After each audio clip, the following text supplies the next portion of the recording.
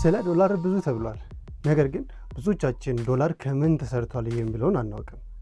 ሰላም የእሸት ሚዲያ ቤተሰቦች፣ በዚህ ቪዲዮ ዶላር ከምን ተሰርቷል የሚለውን ጨምሮ 7 አስደናቂ እውነታዎችን እናያለን። አንደኛ፣ ወረቀት አይደለም ጨርቅ ነው።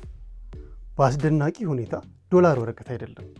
75% ጥጥ ሲሆን 25%ቱ ደግሞ በቀይና ሰማያዊ ሸራ ተለብጧል።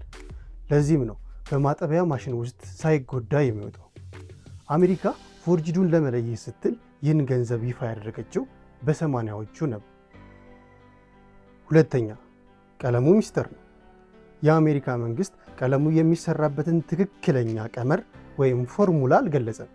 ነገር ግን የማግኔት ባህሪ ያለው ቅንጣት ወይም ማግኔቲክ ፕሮፐርቲስ በውስጡ እንደሚገኝ ተገልጿል። ይህም መቁጠሪያ ማሽኑ ፎርጅዱን በቀላሉ እንዲለይ ይረዳዋል ማለት ነው።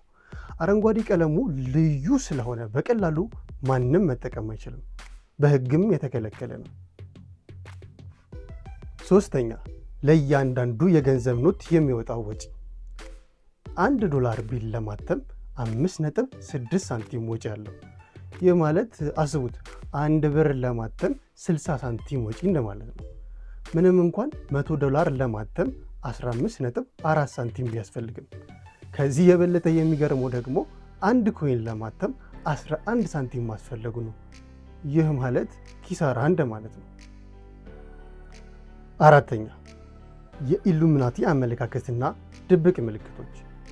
ፒራሚዱንና የሚመለከተውን አይን ተመልከቱ።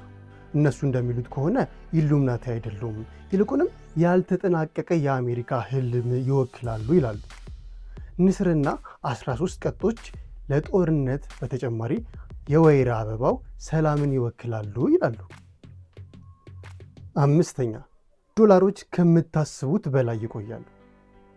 የባለ $1 ኖታ ለ6 ዓመት ሲያገለግሉ የባለ $100 ኖታዎች ደግሞ ለ15 ዓመት ያገለግላሉ።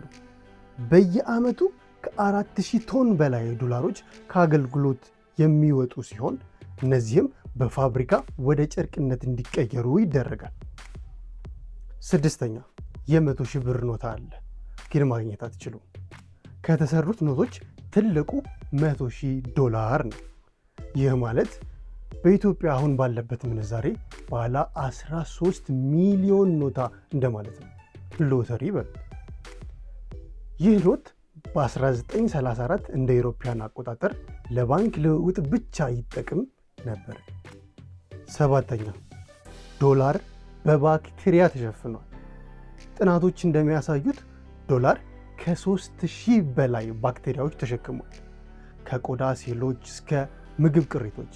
ስለዚህ ገንዘብ ከነካም በኋላ እጃችንን መታጠብ እጅግ አስፈላጊ ነገር ነው። ከዚህ ቪዲዮ በኋላ ገንዘብን በተለየ መንገድ እንደምታዩ አስባለሁ። ኮሜንት ላይ ዶላሮችን አስቀምጡልኝ፣ ሰበስባቸዋለሁ። ቻው።